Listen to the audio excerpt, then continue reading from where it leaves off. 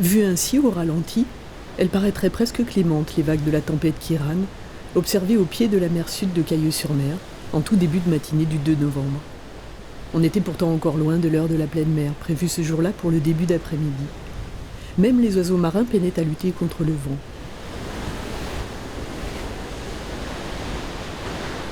Dans les bâchons, vaches et henneçons patientaient.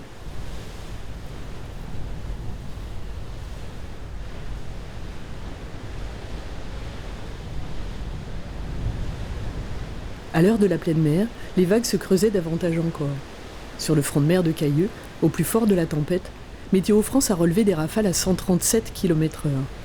Difficile de tenir debout sur les galets. Sur le pont, du matin au soir, les employés municipaux ont veillé, surveillé la montée du flot, prévenu, mis en garde les plus imprudents, donné la main, ici et là, pour prévenir les dégâts.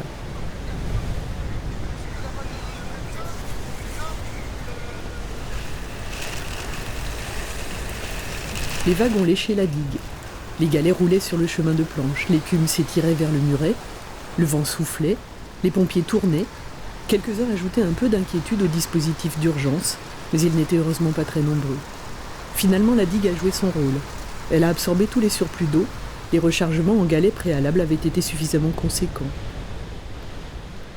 Globalement, on fait face.